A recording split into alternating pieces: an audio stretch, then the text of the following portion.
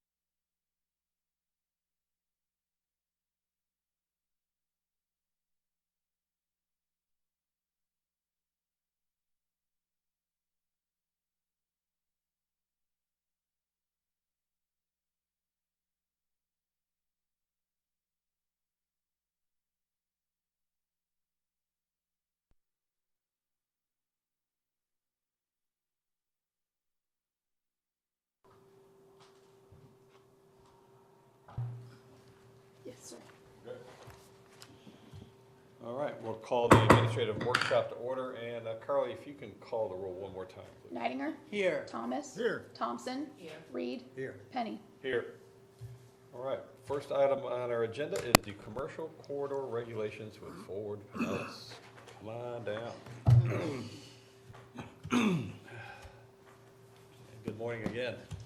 Good morning, everyone. Do I need to push the button? It should be Ready to go. Okay. Well, first of all, I want to say thank you for inviting us back to your great city. It's been a couple years since we at Fort Pinellas have been here to talk to you about development and regulatory considerations along the Pasadena Avenue corridor. For those of you that I haven't met, my name is Rodney Chapman. I'm the division manager at Fort Pinellas. With me today is Nasheen Rahman. She is our special projects planner and has a lot of experience working with local governments here around the county to update their land development regulations, comprehensive plans, and associated documents for various reasons. We at Fort Pinellas are a countywide agency. We're not the county. Most people think we are, but we are not. We have responsibilities for land use policy countywide, so we work across city jurisdictions, and we also have responsibilities relative to transportation priorities. Mayor Penny had, I think, the privilege of serving on our board a few years ago, so he's very familiar with the work that we do. And one of the things that we do in assisting local governments is providing technical assistance for some things that are sometimes beyond the local government staff's capacity to handle. So we do those types of projects quite commonly, and we've done work recently for the city of Gulfport, city of Indian Rocks Beach, city of Kansas City, very obviously communities near here, and actually Nasheen was in Treasure Island last week. Presenting our work on a safety study there. So our executive director likes to say that one of our strengths is we help communities make good decisions. So what we're here today to talk to you about is a follow-up to the work we completed in 2022 for Central Avenue and Pasadena Avenue, both working with the cities of St. Petersburg and Carly here in South Pasadena.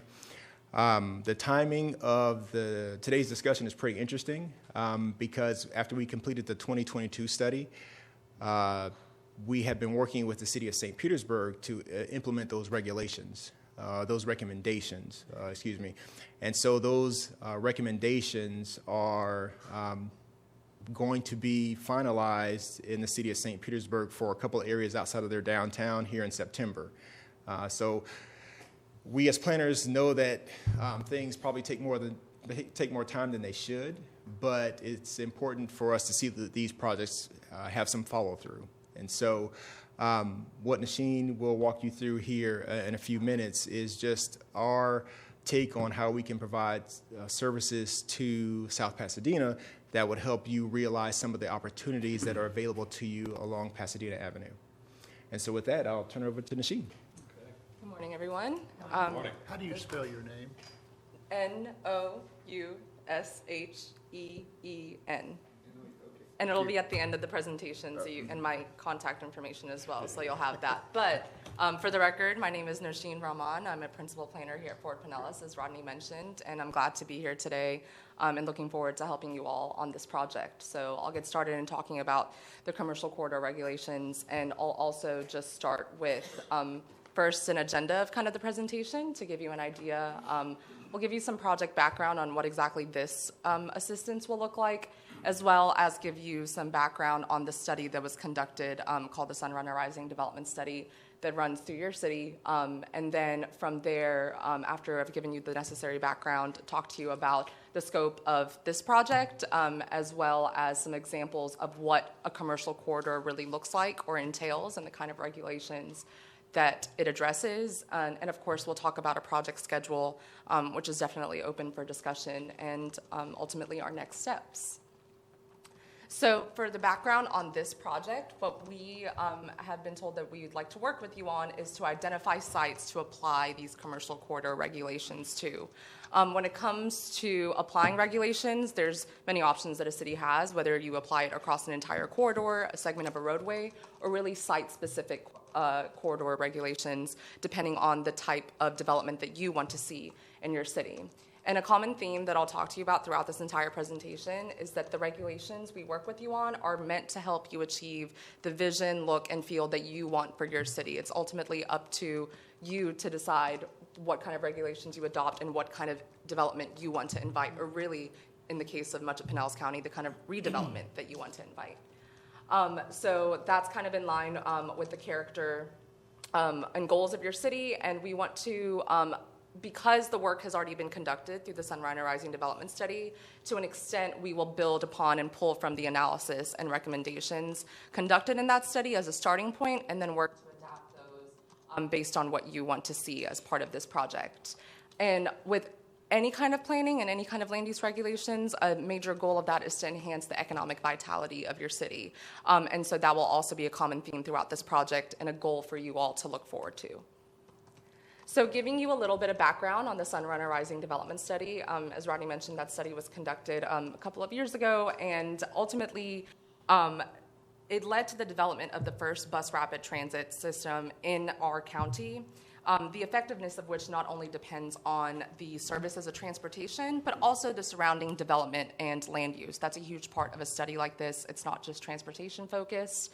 It also looks at kind of the surrounding land uses, and as an agency is what we do, which is integrating land use and transportation, and that's what this study was also a reflection of. It ultimately provided recommendations for 10 station areas, which are those yellow dots you see on the map in front of you.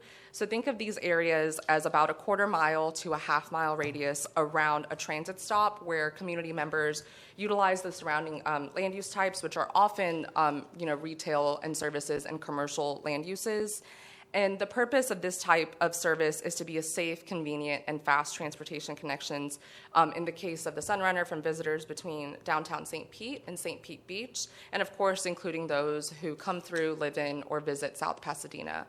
So ultimately, because this is going through your city, you have the opportunity to develop the land use in a way that is complementary not of only the service, but of your goals and vision for the city.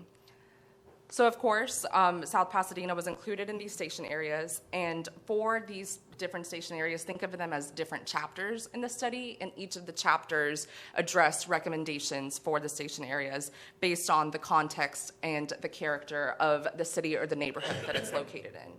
So in the case of South Pasadena, the development scale that's recommended that you see as V and N stand for village and neighborhood style development, which is definitely more in character with your city. Think medium, lower scale development, obviously not to the extent that downtown St. Pete is developed, because that wouldn't fit the character of South Pasadena. And these recommendations for these station areas are based in transit-oriented standards and principles, which can also translate to what you need to see or want to see as commercial corridor regulations. So at a high level, what does that look like? Something I want to impress upon you all is that it's really not a one-size-fits-all approach, and even with these principles, what's important to remember that it can look and feel the way that you want it to feel based on the words you put in your land development regulations and how that invites the development and redevelopment that you want to see. But at their core, they include the following. I'll start with the active public spaces and street fronts that you see towards the left side of the image. Basically, these are areas that feel safe and welcoming for people to walk and be active in. A major goal of any kind of planning like this is to be supportive and accommodating for all road users, whether they are pedestrians, bicyclists, or motorists, and it kind of shifts the attention away from a motorist-only type of planning, or considering them as the only road user. And important to be incorporated within these standards are, of course, pedestrian-oriented design, as well as denser, at least denser than what you see now, and mixed-use development. A lot of times when planners use the word dense development, the image that comes to mind is something like a city, like downtown St. Pete, but that doesn't always have to be the case. It's just more dense than what's in your community now. And this density is what you decided to be based on the existing and desired character for your city, but ultimately these principles at a high level lay the groundwork for the kind of regulations that you want to adopt.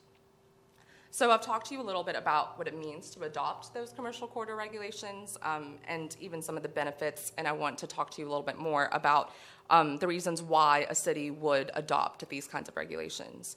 In the case of your city, it provides an opportunity to have regulatory options to spur reinvestment in aging commercial properties, which is relevant for some of the properties in your city. And with the proper regulations that are the right fit for the city, it can create a sense of more vitality and provide a sense of more of a town center. So your kind of downtown, your kind of gathering place, the place where you consider the core of your city. And given that the Sunrunner does run through the city, it can be an opportunity to provide for uses that support the transit line in a way that's also supportive of your city's vision and character.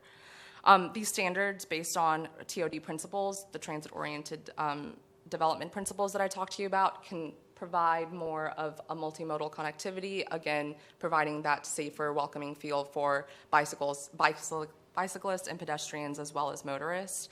And lastly, these standards can be a way for you to visualize the potential policy and regulatory changes that you want to see. A lot of times, especially with outdated regulations in a land development code, it can be difficult to visualize what that change really looks like, but our hope is to work with you to give you an idea in your head of what that development looks like as well.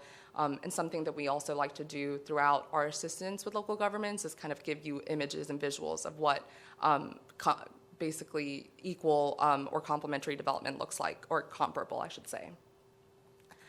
Another reason it's important to consider these types of regulations is because of the proactivity behind them. So if you're not aware, there's state preemptions out there that would overrule your local zoning and land use regulations, and one in particular that we keep an eye on is called the Live Local Act, also known as Senate Bill 102. And this preemption essentially allows residential and mixed-use development on land that's zoned as employment or even commercial, as in right now in your code it would be commercial only and not allow for residential. This preemption would overrule that zoning if the developer proposes that at least 40% of that housing that they're proposing is affordable for at least 30 years. And that affordability is based on the area median income that's calculated for Pinellas County.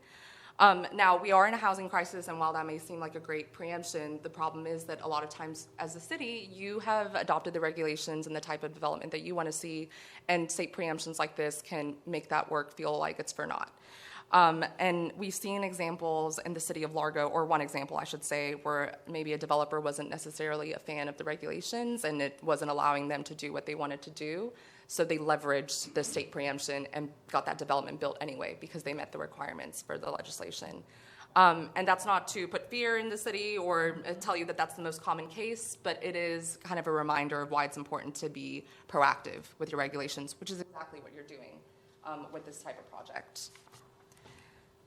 Now, we talked about some of your aging commercial properties, and this was also looked at as part of the Sunrunner Rising Development Study. That's why we want to build upon the study, because the money's already been spent, the work's already been done to lay out some of that groundwork and that detailed economic analysis that's required. This study was conducted in 2020, but in front of you are some of the retail market conditions in your city. You have 342,768 square feet of retail inventory, which is spread across 16 buildings and centers. 7,364 square feet of that is vacant stock, which is a reflection of a 2.1% vacancy rate. But what I want to draw your attention to is that you have up to 75,000 square feet of retail market potential. These are estimated additional retail opportunities that translate to economic development. They require a little bit more digging, but just gives you an idea of the potential that you have as a city.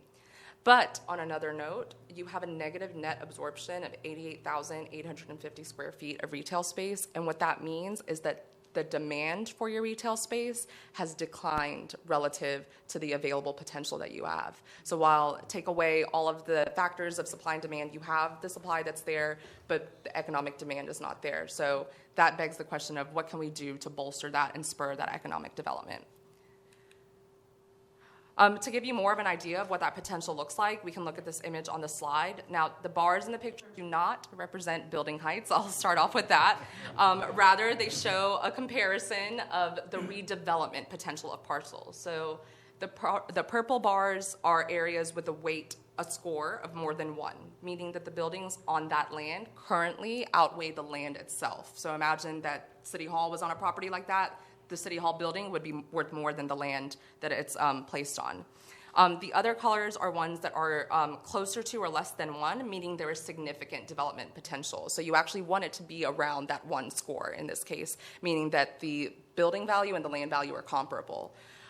Overall, what this map, I think, represents to you is an opportunity to improve that redevelopment potential throughout the amended regulations that we work with you on and kind of bring down some of those purple bars, so to speak. Now, talking about some of the existing conditions in your city, this image was actually utilized in the development study and at the identified station area for your city at the intersection of Pasadena and Gulfport/Sunset. You can see here some of the opportunities for regulatory changes and redevelopment that were identified as part of the study. So these are the kind of recommendations that we're using as kind of our foundation and building off of because the work was put in thoroughly to develop these recommendations. Along with the existing conditions and the physical layout of the city, we also looked at the existing zoning regulations that you have and found that there are actually currently no mixed-use zoning designations within your land development regulations other than the planned redevelopment zoning district. And even then, when we compared it to what's typical standards for the PR zoning district, we found that there seems to be less potential for the type of urban development that is typical for this category. And that urban development in your case should translate to what is urban for you, not necessarily a blanket statement for urban. But what this presents to us is an opportunity to enhance your commercial corridor by looking at standards such as parking, setbacks, and the pedestrian realm. Again, that's really important when you consider transit-oriented development standards that are comfortable for making that walkable, bikeable environment. And those are just some examples, but we'll also consider what infill development could look like in your city because that can really be the key to creating kind of a cohesive network or area for your city versus when you have vacant parcels that are kind of bringing down the value of the land surrounding it.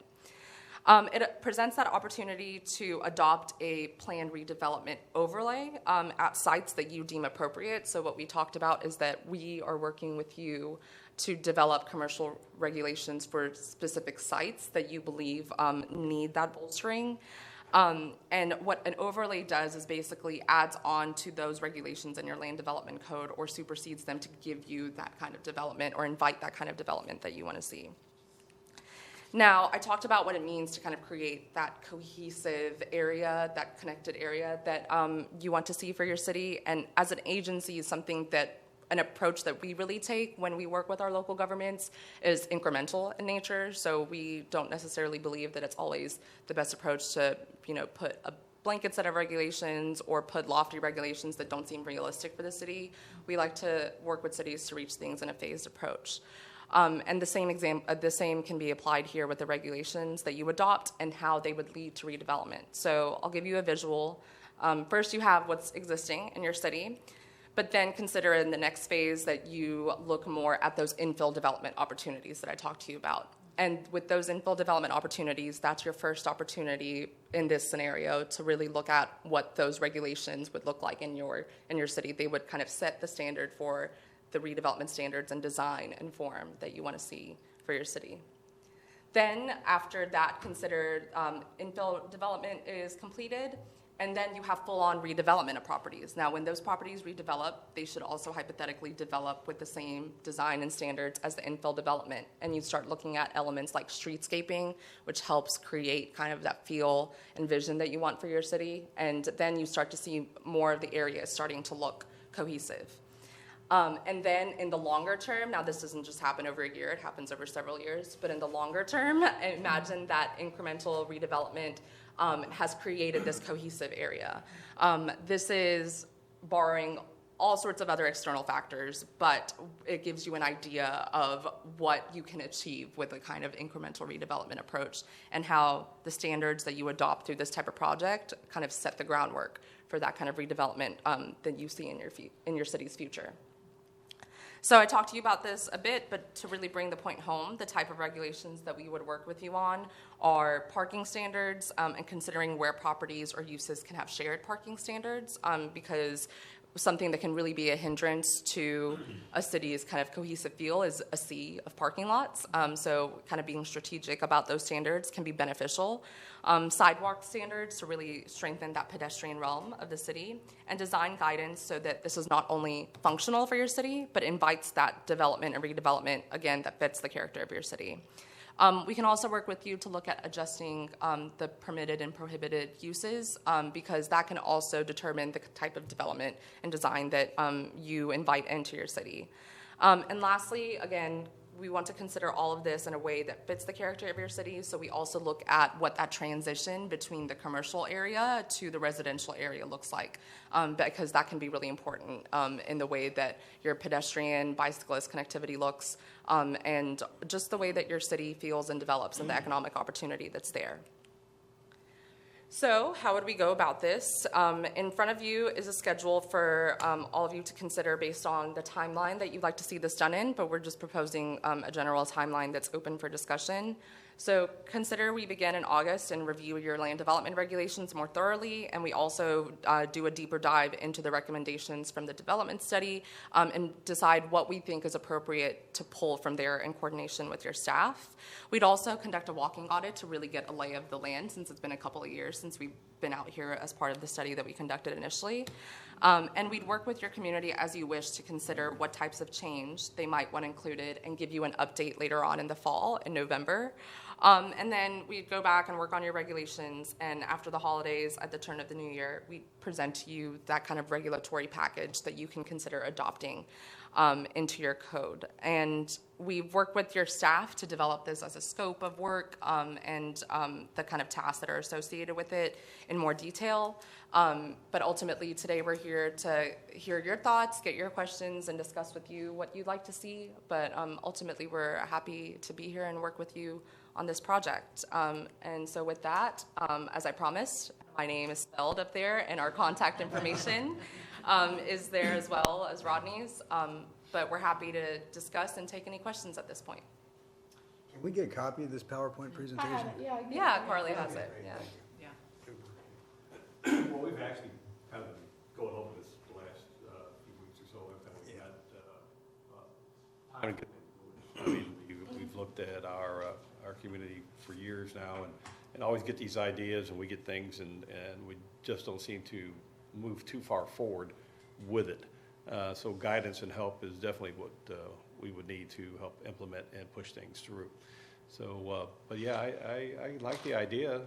How about the rest of you? I do too. I mean, I was going to say, you know, we've been hearing about TOD with PSTA and Ford Pinellas as long as I've been here, which is going on 5 years. I'd like to see it go to the next level, because, I mean, there's lots of opportunity in our city for bringing us something more than just a pass on the way to or from the beach, which I've always said we need to find a way to capitalize on our great location. And really, Gulfport Boulevard there is about the only place we have for a Main Street that could be changed to have an area where people Pedestrian-friendly at go. least. If we could get some of those properties over there to use some of their out parcels to put businesses or. Aldi's, you know, is moving in where Winn-Dixie is. Have they definitely decided they're going to make that an Aldi? Well, it will not right away, but they're going to. I did speak with them The one out on the beach or the one right there across from on Publix? Gulfport Boulevard, right there, Yeah, here. right here. And I What was- about them? I had talked with them because they got that huge parking lot there, and they're very cooperative. And I had mentioned that we had spoken, I guess when Sunrunner was here before, and they gave us a drawing of what it would look, but it was on the opposite side where Walmart is. But I had spoken to them, and they liked the idea of having, you know, lower buildings set close to the road that doesn't block the view of their place, but that would bring more people into their shopping center, because they have a huge parking lot there. Exactly, But they like the idea. They said they haven't decided when they're going to turn this one into Aldi's, but they have bought all of Winn-Dixie's. But I just said we were just talking about it phase, and just wanted to know their feelings on it, and they like the idea, you know. Does Aldi's Corporation own Winn-Dixie? They bought Winn-Dixie, They did. obviously. So, Yeah, so they they bought can, out they can change it Southeast. over, no problem. They bought out Southeast Grocers. I don't know if that's all Yeah. Winn-Dixie's nationwide, or if it was just the ones in the Southeast Yeah. region. So they don't know There's a when lot they're of people who like redeveloping that. the property. Like what? Well, they don't, Yeah. as it is in the planning stage now, but they said they'd like to hear more about it. They were gonna try to come today just to Okay. hear, but something came up that they weren't able to do that, but they liked the idea. So it sounds to me like they're open to waiting to redevelop until there's Yes. these regulations. That's great to know, Yeah. and especially as we do stakeholder outreach, if they're Right. willing to talk to us, we'd love to Yeah. incorporate that into the considerations. Right. Yeah. Yeah, one of the things that I recall from my work 2 years ago was Carly being clear with us about height considerations here in the town. And so if you look back at the study, you'll see that a lot of what is in there in terms of visuals are very low scale, 1 and 2 floors. And we think that's obviously very important to community character and feel. The second thing is I agree. We haven't had the ability to move fast enough. You know, we have been talking about TOD for many years, and the reality is, some of these regulations, like the work in St. Pete, it just takes time to get everybody on board to move in a certain direction. And what we learned in working with St. Pete, even though you think they're sort of pro-development and a lot of energy and all, the overlay approach was what was acceptable to the city council and the community, meaning you keep your existing regulations, but good developer is an option that sits on top of the existing regulations that gives these TOD opportunities without taking away existing property rights. And we thought that was a good sweet spot to move forward with. And then lastly, I'll just say the timing is great in that perhaps this project can help the city be positioned to be proactive instead of reactive. So you talk about Aldi, and in my experience in doing this for 20 years, cities are much better positioned when you have regulations in place at the time that the developer wants to do a project, as opposed to they want to do a project and now you're trying to figure out, well, what do we need to change to make the money. Yeah, to make the building look the way we want it to. Well, because that's the gateway to the beaches. Yeah. And we don't want people going by and there's nothing reason to stop. But you gotta give them a reason that brings more revenue into our city for them to stop. you know? And it would beautify that, because that, along there is just massive parking on both sides, you know? And that would be, you could put in cafes or, any Yes. little thing along there, that would entice people to stop and visit our city.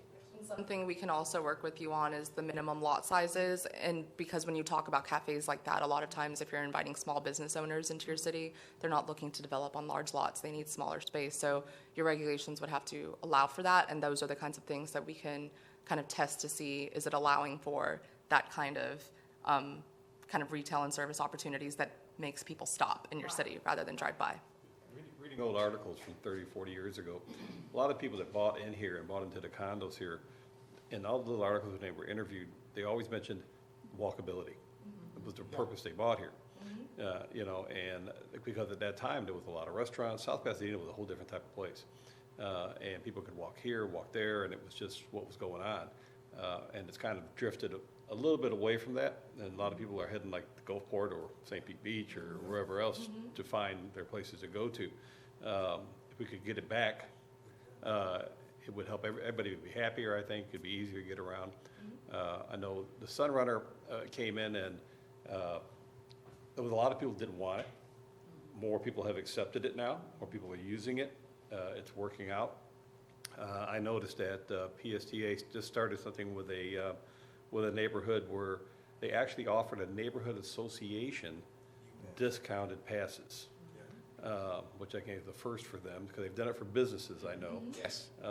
And that's something that some of our condominiums here could look at, as something that's added right into their maintenance fees to get a free pass, basically, because the community pays for it out of their maintenance fees. Everybody pitches in, and then everybody would have the chance to get on. And more people might use it if they didn't have to pay to get on, if they've got this pass to go around and travel. So, I mean, it's little things like that that pick up and make everything move. I know when the Sunrunner came in, I wanted to see some of the vacant lots that were by the stops turned into a park and ride type deal. But some of those have been sold since then. But I always thought that was a great idea. So we could just park, get on the Sunrunner, head wherever they're going, and then come back and get their car. But there's still opportunities for that in other areas that are near those places, so. But yeah, this all just sounds great. So what would be the next steps in all this and to,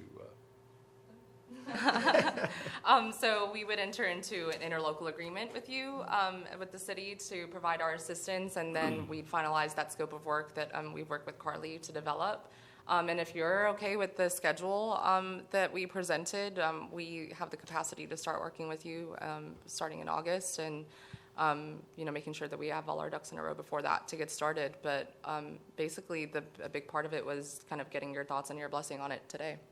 Is there a cost associated with this? There is, yes. We've, I believe, Carly, you can correct me. What did we say? Came to about 6. I think it was 6,000. 5 with Yeah. a 1,000 Yeah, contingency. just to be clear about us, we're not a consultant. No. We're No, we're not. We're not. We're a public agency. Yes. There's no profit. It's Yeah. basically our Staff time. Our staff Yeah. time working Yeah. with you on the project. And so we find that a lot of our smaller and mid-sized cities prefer to work with us because we can provide the same value at a much lesser cost than hiring a consultant. well, we're budgeting this for next fiscal year for a marketing person to work, that could be hired, and possibly with an assistant, so that kind of a person could work with you guys as well. Because we're trying to take away some of the stress from all the departments that's trying to take care of their own marketing. So this could play out well for all of us, and the price doesn't seem bad. So I think at this point, maybe we should start looking at getting the interlocal together and get some things worked out. I believe we actually have it ready to go. If you all are wanting to Okay, move that's quick. forward, we're ready to go. So if it's okay with you all, I would like to add it to next Monday night's meeting. Sure. Add it as an item for that meeting. We're gonna 'cause be here at midnight anyway. yeah, why not? That's just, Carly, what we can do is we can get our attorney to sign it and give you the signed copy with our attorney signature, and then go from there, the approved S2 Okay, form. yeah, So I'll provide an either way, updated yeah. copy for you. and Perfect. You can take that to your okay, commission. yep. Excellent. That's exciting. Anybody have any other questions? So we will add this for next week. Well, thanks for coming. Yeah, thank you for having Brighten us. up our day a little bit. Well, glad to hear. It's like the rock's finally moving up the hill. That's right. Always good to see you. Nasheen, very nice to meet you. Nice to meet you. Have a wonderful day, okay? You too. All right. Thank you both. Thank you. Here comes the money. Yeah. We didn't see you at first. We figured we could just knock it out ourselves. Done.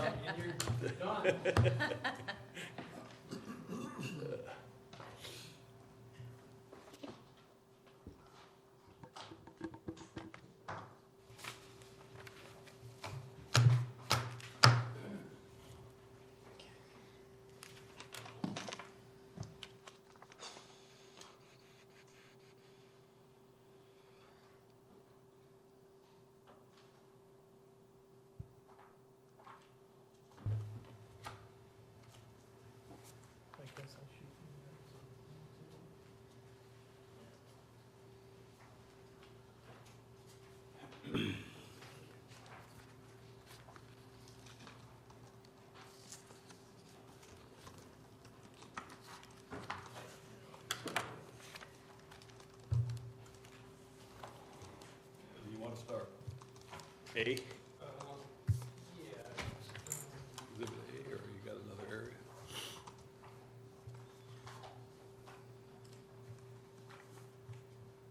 Start with Exhibit A. Those are gonna go pretty quick. Those are really just, that's just an updated general fund Ribbon. budget. And just wanted to point out, as newly presented, this is with our existing millage rate of 5.0638 mills. The ad valorem taxes, we budget at about 97.5% of the 100%, 2.5% is like a collection of a bad collection. So we budgeted $4,791,495. Could change by the end of the day, depending on the y'all's decision on the millage. In addition, I did make the changes, we won't go over on here, I did make the changes for the two new positions for finance and administration. lumped in here. Toward the end, the last pages,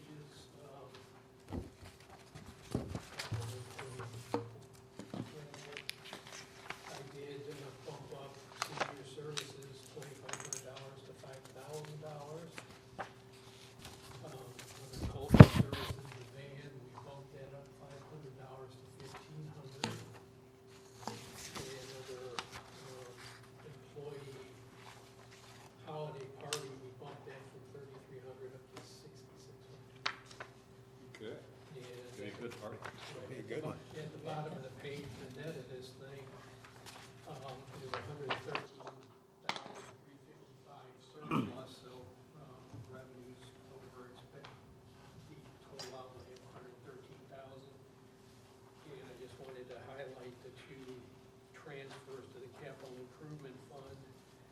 The $354,485 is for non-capital items that cannot be paid out of penny for Pinellas. So, but since we don't have any excess money sitting in the capital projects, we transfer the monies over to cover those expenditures that we plan on them out of there.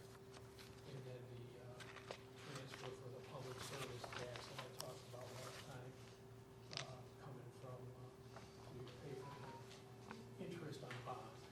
We'll transfer that over to the So, that's it for Exhibit A, unless there's any questions.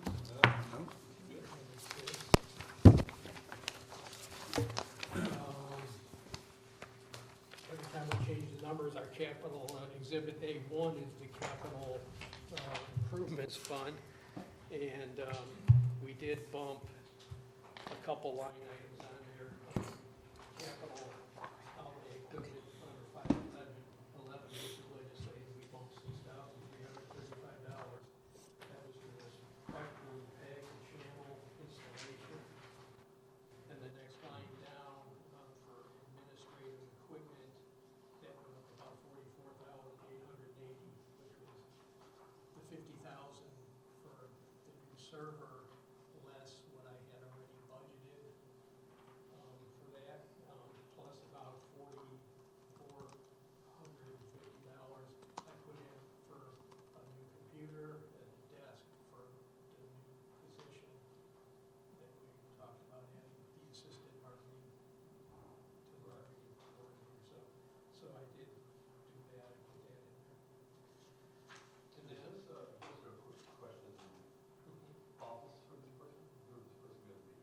We are working on that.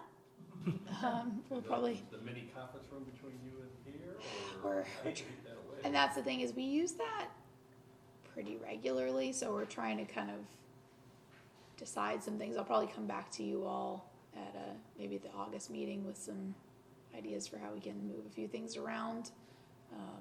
The space is not laid out very well up here for us to add much, so we are working on that. We have some thoughts, See how but that will work. yes. Seems like it would need something away from the noise and everything of anybody coming in and stuff, if they could work, I guess. Yeah, we are. Okay. We are working on some ideas.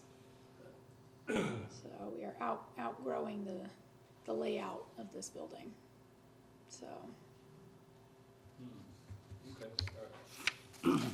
on the second page there, of Exhibit A1, I did bump the pavilion, Bayview Pavilion, from 800,000. We bumped it up 100,000 to 900,000 to cover the bids we got.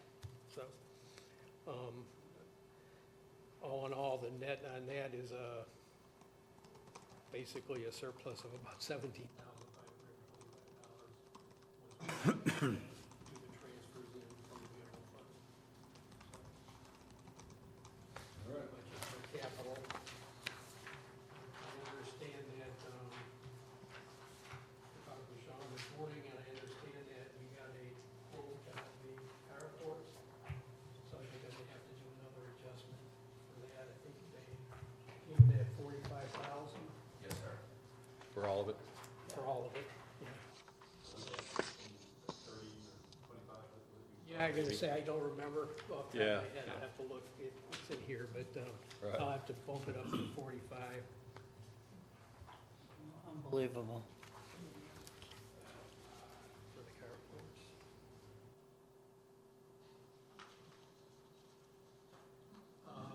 Third item is the Exhibit C1, which is Finance and Administration. Basically, I did the addition of the 2 new positions in there. Didn't know if you wanted to get into a discussion, but you see on this form, you'll see the increase, the overall increase compared to last year's budget.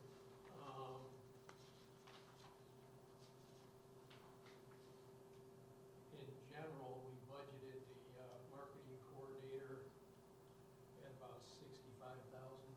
The assistant marketing, the assistant to them, we budgeted at about $52,885, which is step 3 of the permit, is in the same level as permit tax. The marketing coordinator was step 6 of the building service coordinator category, so we would add those to those corresponding levels. With benefits, marketing coordinator, we come to about $95,794, and the assistant would come to $80,912. So there's a total of about $176,700 for both those positions, including salary and benefits.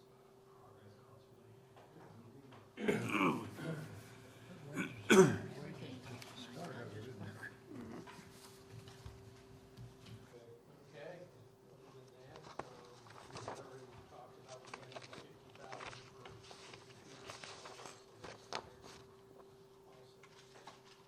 that's it on that. Any questions? Is there any clarity on the computer servers? Any more ideas about the cost of the servers? No, not yet. Not yet. No, we're talking it through. Yeah, yep. Yep. Okay.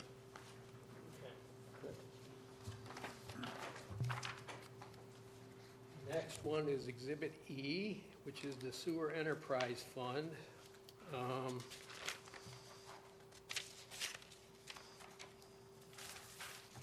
Just some general information for y'all. At May 31st of '24, sewer fund had about $2,066,000 in cash for that fund. I put a couple schedules on here. E2 is a balance sheet as of May 31st, 2024. Most recent we had, basically, I gave it to you so that you can see the cash in investment. So the user fees are down 30,000? Based on what I had projected, yes. It's not an exact science when you bump it, because there's a fixed rate and there's a variable rate. And that's where I was getting ready to go with this. I'm a little bit frustrated with this budget because what I've been doing is, to cut to the chase here. Last year, I budgeted 174.1 million gallons being processed. When I project this year, it's 194 million. But I have a couple different ways of doing it. We're up almost 15% as of May. So then if I take the last 4 months of last year and I bump it by that, it projects to the 194 million. If I just take the same gallons that we did the last 4 months and don't bump it to 14%, as the trend is showing year to date, then I come to 186. So 186.6 million gallons processed. So on the processing cost, that's why you got that 1,481,000. we called St. Pete, they suggested to use temporarily a 7.5% increase. So I'm frustrated because that's a big number. Don't know if we'll hit those. I used 186.6, so I bumped the flow compared to the previous year, and I'm not sure that's the right thing to do. When I did your trend on the sewer fees, I noticed last night, what I do is I compare revenue up through May, and I can see a percentage increase, and there's like a 14% increase. And so I take the last months of the previous year and I bump it by that to project, and that's what it came to. But when we changed, last year we did do a fee increase. We did a 16% fee increase in the sewer fund. And it didn't take effect until December 1st. So that means the first 2 months didn't have an increase. So when I look at those numbers, I'm thinking I can probably bump that back up to the 1,757,000, because that's what we originally projected. Are we staying on an even keel now, or do we need to look at another increase?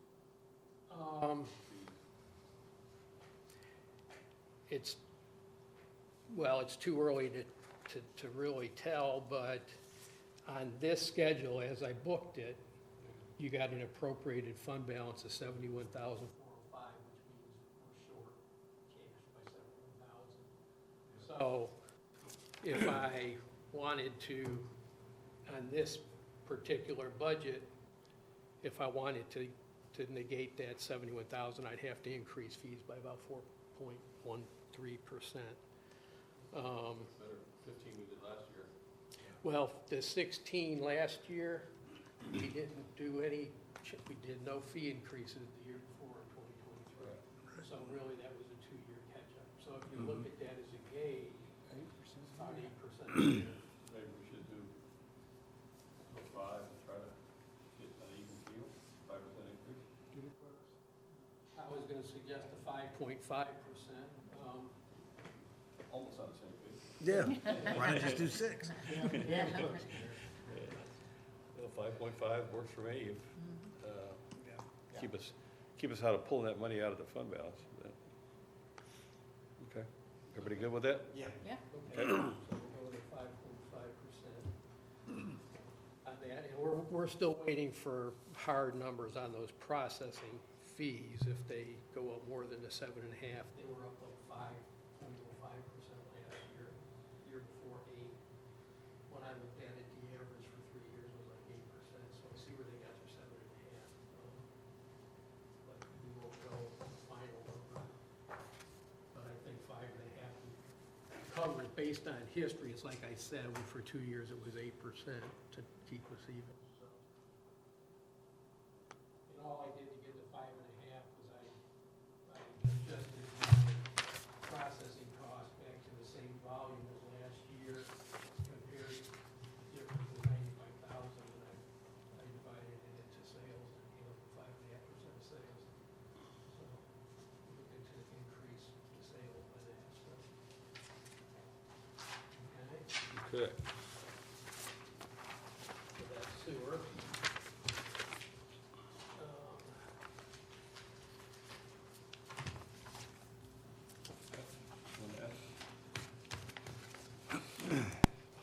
Reclaim water, I put 2 schedules on there. F is without any fee increases.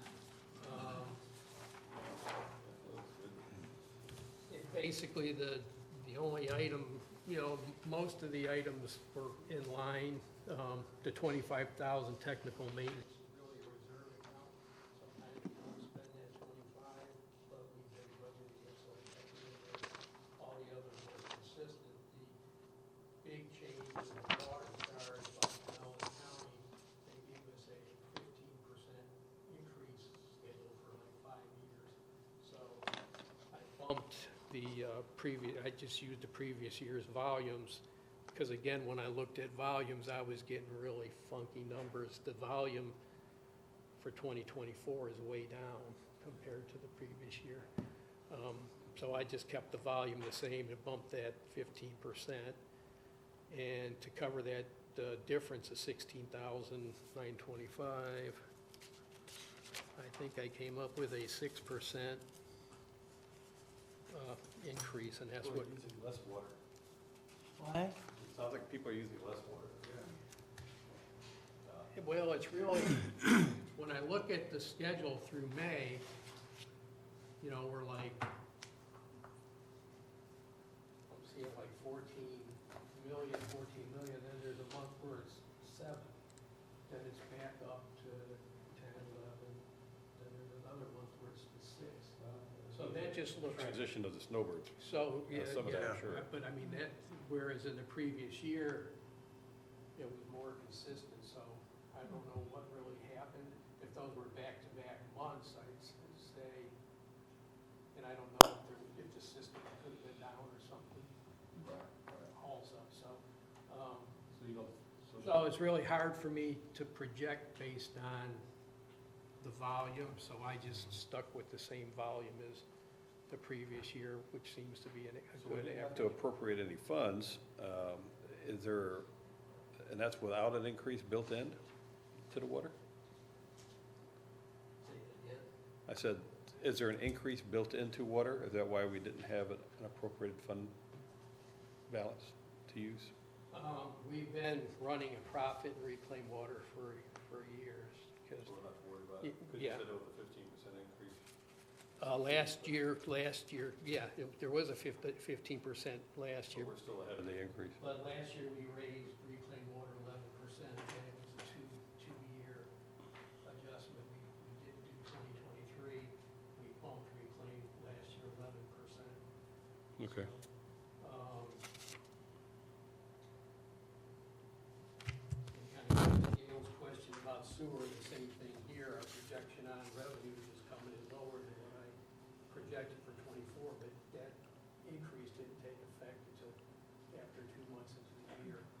So it's very possible I could bump that revenue back up if I look at it a little bit closer. But to try to cut, if you want to try to cover, I mean, yeah, we're flush based on this. We're good, but if you want to pick up and try to cover that additional cost, I suggested a 6% fee increase. So, I don't want to fall behind, that's for sure. How do you guys feel about What this? does a 6% translate in average dollars? Per person?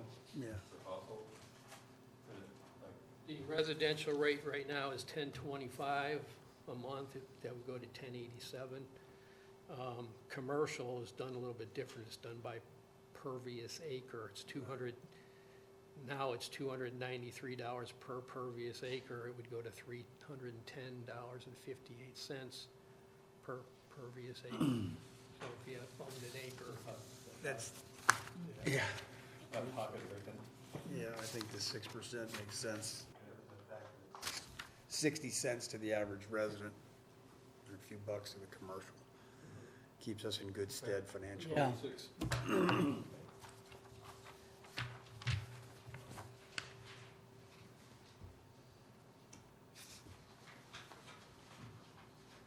I have to put the balance sheet on it just so you can see where the fund is capitalized. So we're sitting at about $1,894,000 in the reclaimed water fund for capital investments.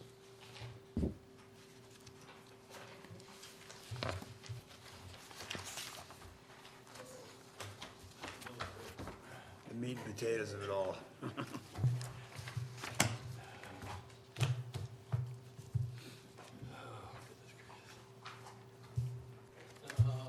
You got your comparison. I'm gonna jump to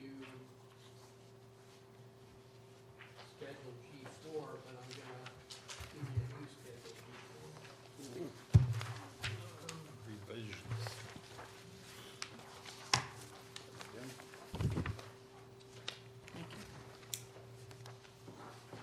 Did you give us a different one? First column is the same. second column is what I want to.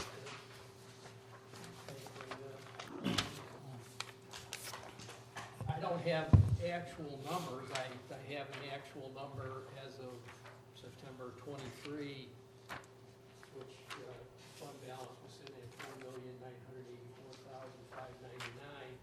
We have not booked the transfers to the capital improvement fund yet. I'm thinking it's going to be what we budgeted, 292, 215, so it's going to be at the beginning of the fund balance.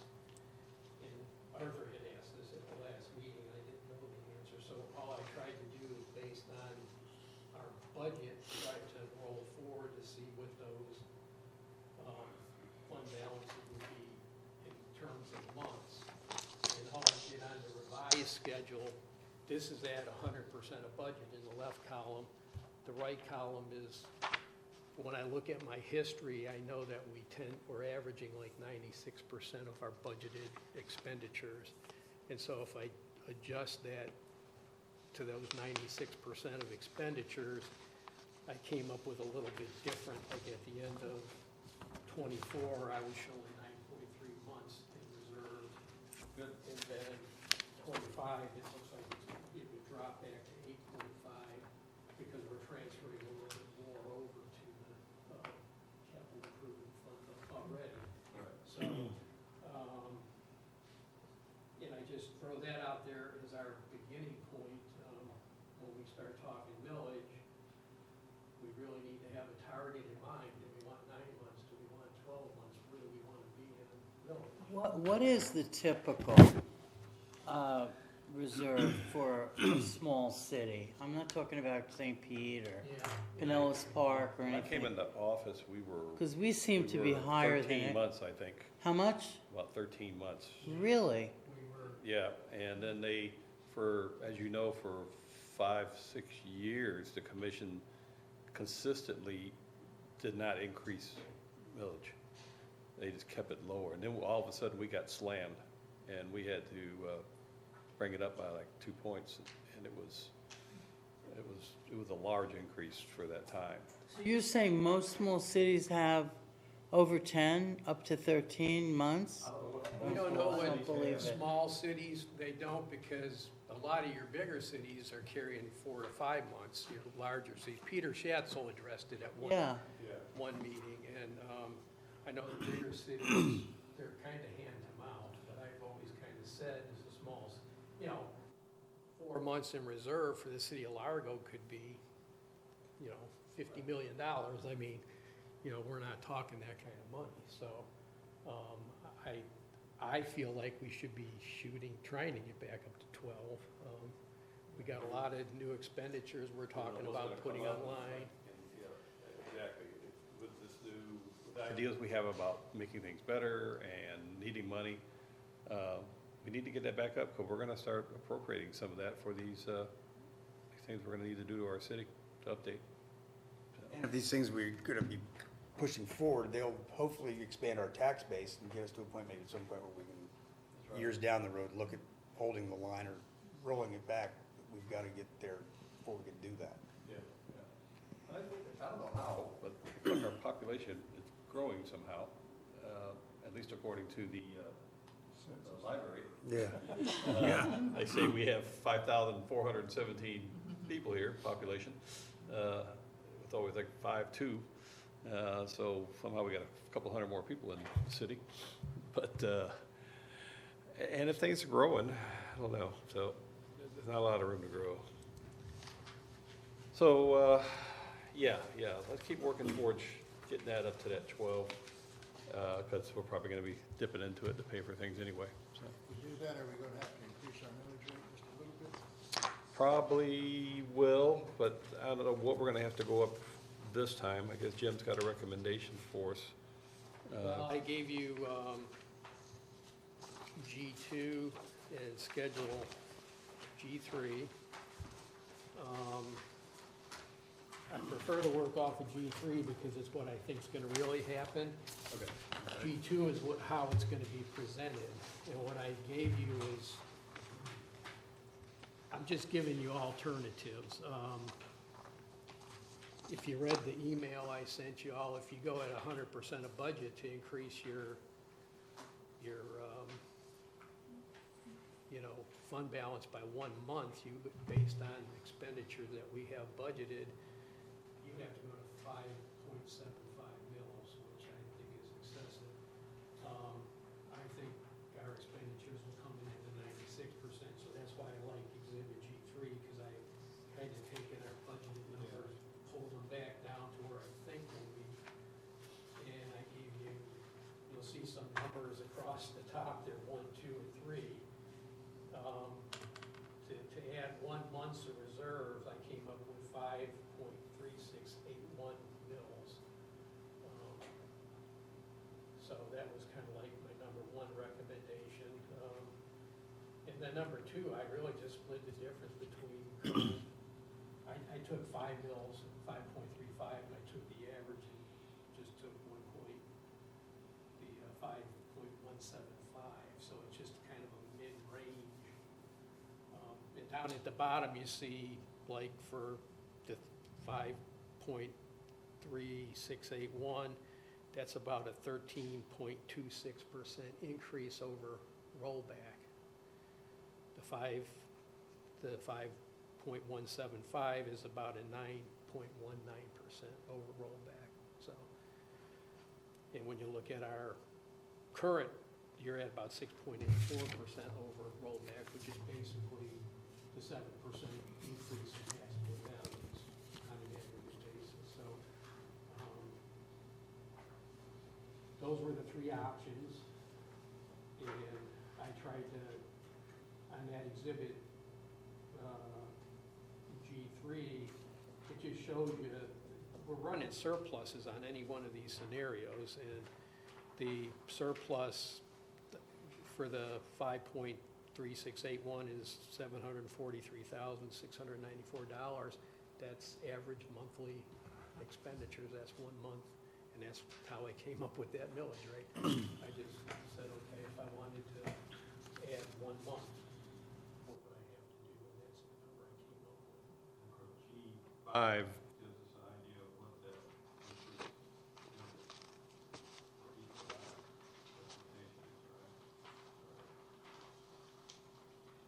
For different, get your different values.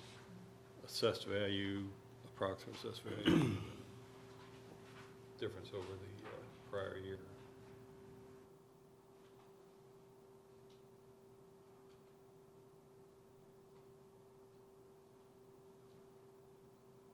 And I gave you the approximate 175 difference, and I threw one in the middle at 5.25 mils, just because I had the spot open, so I just put 5.25 mils in there just to.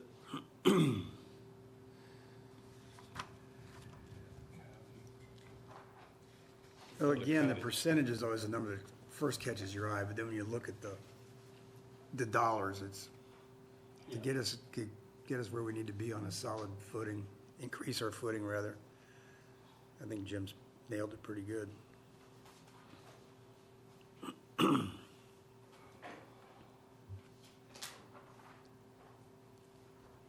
know millage is always a tough decision to make.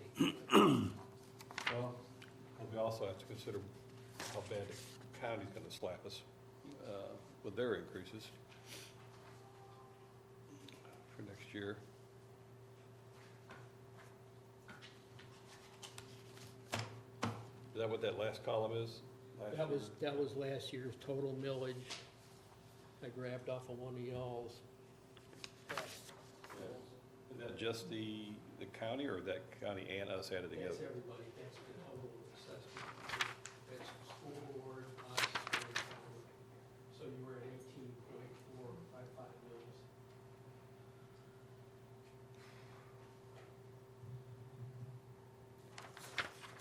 So, And again, with that, the taxes go across the bottom there for that, for the different values. okay.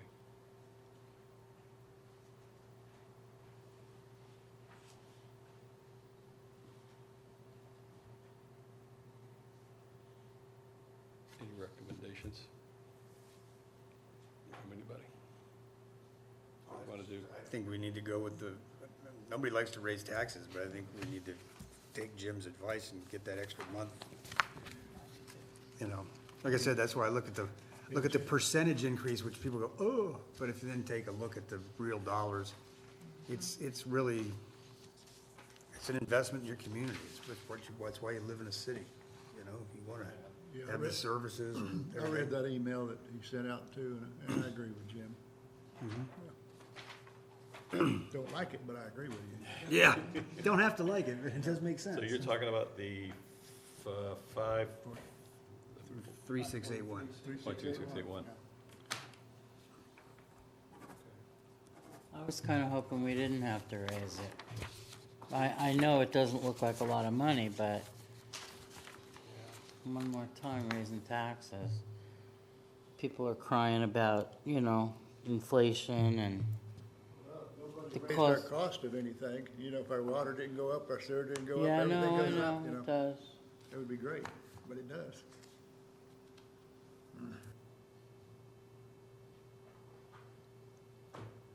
Two-thirds vote, was that 4 out of 5?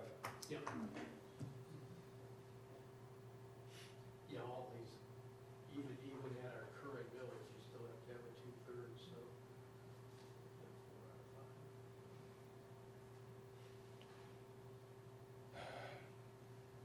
Struggle with it a little bit. We have to. Well, and just to talk through again what our process is for approving the millage, our goal would be for you all to decide on a tentative millage today. And then that millage cannot go up, but it can go down. So I know that there's some things that we're waiting on some information about, some more numbers that we're hoping to kind of get clarified over the summer. So that may be something that we can look at I mean, again I would hate further people in to the think process. that it has to do with hiring people, extra people in the city, or It's- the new that's kinda fire what I'm station, talking even though it's not, but they see it, and, you know, I don't know. So with the 5.3681, we're looking at a surplus fund balance of 743. Based on my projected, when I put it together, it's gonna look like the 100%, it's gonna be 401,290. And that's about 1 month. Well, I'm saying, based on what I think is really gonna happen, yes, that's what I'm saying. 743 is about 1 month worth. Okay. Yeah, Whereas the 5.0638, your number 3 one, is 455,000, which would be about 3 weeks instead of a full month of additional fund balance. What's the difference? It's probably pennies. Which one were you looking at, I'm sorry? I'm looking at number 3 as compared to number 1, your recommendations. It's just keeping the millage the same. In reality, I think we'll have a surplus of about 455,000. The way you book it, it's gonna, Right. 100, it's gonna show just what we show on the schedule. I gave you the 113,000.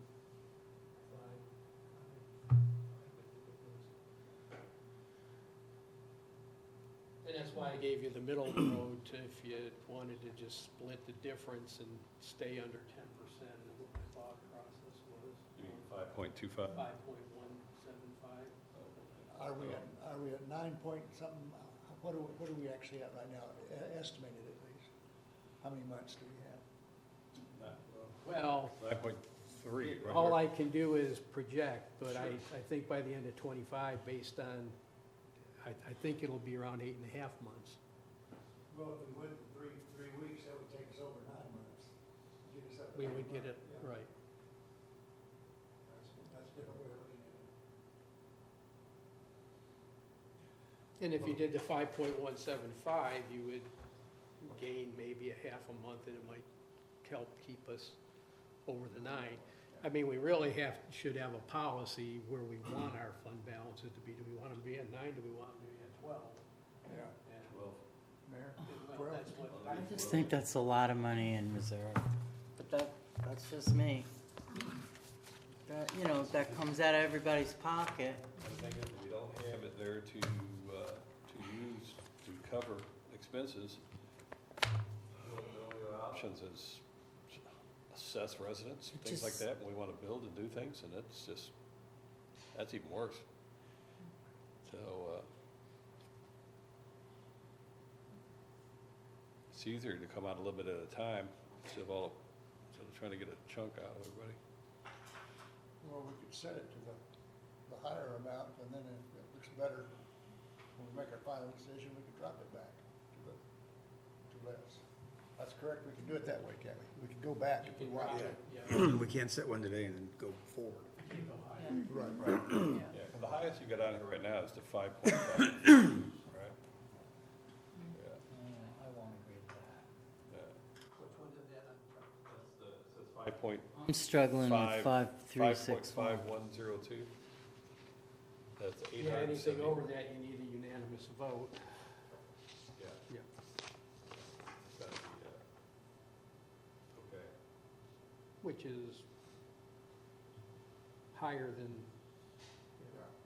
what I'm recommending. I'm not recommending we go that high. Yeah. So, I mean, I'm torn between the 5.0638 and the 5.175.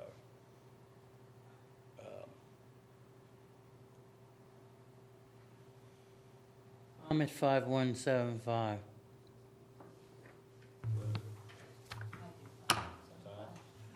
I can live with that, absolutely. I mean, less is best, obviously, but, you know, we're adding something to it. And that would give us what?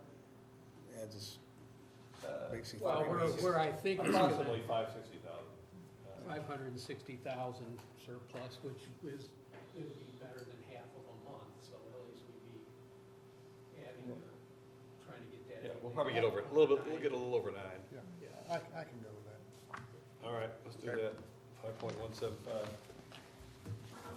That's it, though. No, we can't go back to the 5.3, so you guys know that. Okay, so there's a And we resolution. can go lower if we want to. Yeah. So, because don't we sometimes get before we do the final, we get another updated village? Well, I'm anticipating by the end of the week, we'll have final numbers. They're not final, but we'll have revised numbers that we will base our DR 422. We usually get the final before we finalize the budget, don't we? Or no? Not always, Oh. but right, real close. If real you close. recall last year, right before it, Yeah. they gave us final because it was more than 1%, they administratively adjusted. We were Right. allowed to administratively adjust our millage. All right, 5.175. Okay, so that's the number you'd like us to put in the resolution for next Monday night, is the 5175? Okay, so that will come before you all next Monday night in the form of a resolution. It's on the agenda right now, but there's a blank in it, so we'll plug that number in, and then from that number, you can go down in the future, just not up. Just making that, Sounds good. putting that out there. Right? Gonna have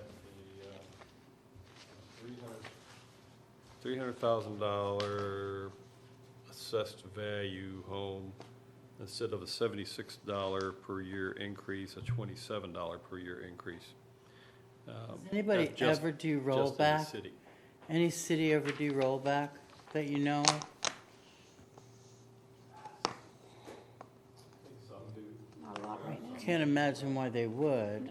Based on our numbers, there's no reason that we would. Well, if they've got nothing, if you've got nothing planned or thinking of doing anything, you just got and you can cover your bills, rollback probably works for you. But if you're planning anything for your city, you know, I can't see how you could do rollback and make it work. Unless there's some huge grants we don't know about out there, so. I mean, there's not a lot of new building here. I can't believe that we're gonna really increase our residency. If there's more than 100, I'd be shocked. I'll have to go into I mean, I can see for businesses, but there, you know, And that's what there's it'll no be mostly. more, Yeah, you know, unless something happens with, I don't know. I think it's gonna be mostly businesses we're looking at. Yeah. Trying the incentives and helping. them Part of get this this. transit-oriented development is talking shops with residences above it. Yeah, Which, that's what I that's was wondering. kind of, We I'd like could to, get that's kind of what I'd 200 like to people see. there. Well, So- we've That's over got, 5 or 10 we've got our minutes. limit of three stories over parking. So you're only looking at 4 floors, and that's quite high along that boulevard. You know, those are gonna have to be shops, maybe with a single residence above it at the most. You wouldn't wanna go to 4. I mean, not that they couldn't by code, but, That's gonna be several years down the pike. and that's several years down. Yeah. That's right, yeah, so.